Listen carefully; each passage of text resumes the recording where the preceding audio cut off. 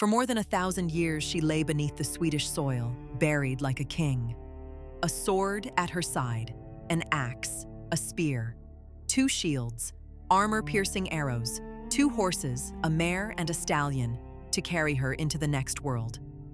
And laid carefully beside her, a full set of gaming pieces, the board of a war game, the tools of a battlefield commander. For over a century, everyone who studied this grave agreed on one thing. This was the perfect Viking warrior. A high-ranking fighter, a leader of men, obviously a man.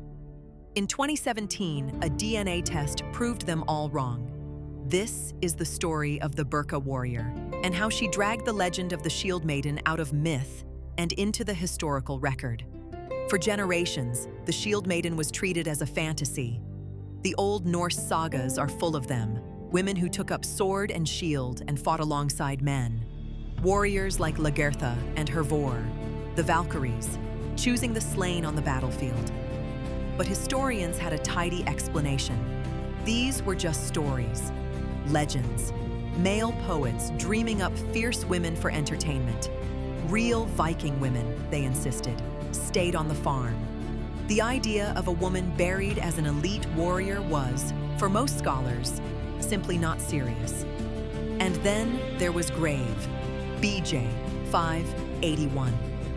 It was first dug up in 1878 on the island of Birka, once one of the most important trading towns in the entire Viking world.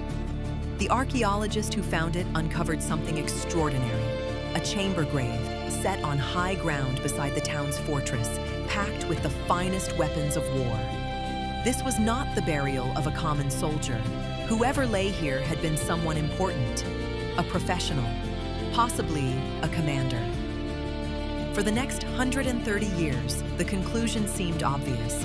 A grave like this, sword, axe, shields, warhorses, could only belong to a man. It was even used as a textbook example of what a high-status male Viking warrior looked like. The label said male. The science had never actually been done. The assumption simply stood, unquestioned, for over a century, until someone finally looked at the bones. In 2014, an osteologist examining the skeleton noticed something strange. The shape of the bones, the hip, the jaw, the fine features, did not look male at all. They looked female. It was a quiet observation, and at first it caused more disbelief than excitement. Surely there was a mistake. Maybe the bones had been mixed up.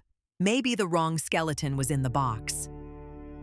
So, in 2017, a team of researchers led from Uppsala University settled it the only way that could not be argued with. They ran the DNA. They took genetic samples from a tooth and from an arm bone, and they read the chromosomes directly. The result was absolute. 2 X chromosomes. No Y chromosome anywhere. The most celebrated warrior grave in Birka, the model of the elite Viking fighter, belonged to a woman. And remember those gaming pieces. To a warrior culture, a board game like this was not a toy. It was a game of strategy, of tactics, of moving forces across a field. Burying someone with a full set was a way of saying that this person did not just fight. This person commanded, planned, led. The Birka woman was very likely an officer. There was more. Chemical signatures locked in her teeth suggested she had not spent her whole life in one place. She had traveled, a mobile, professional warrior, moving through the violent, far-reaching world of the Vikings. Now, this is where we have to be careful and honest, because the discovery set off a fierce argument that is still going on. Some scholars pushed back. Grave goods, they pointed out, do not always equal identity. Just because someone is buried with weapons does not automatically prove they used them in life. Perhaps the weapons were symbolic. Perhaps they honored her family's status rather than her own deeds. These are fair questions, and the researchers themselves have acknowledged them, even publishing a follow-up study to address the doubts.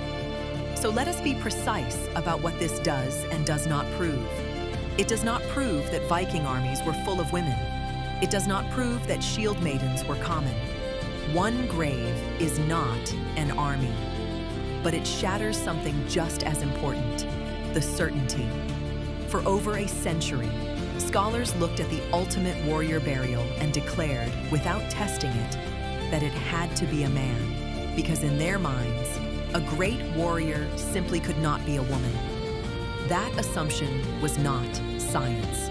It was a story they told themselves, and the bones did not agree. And BJ 581 does not stand entirely alone.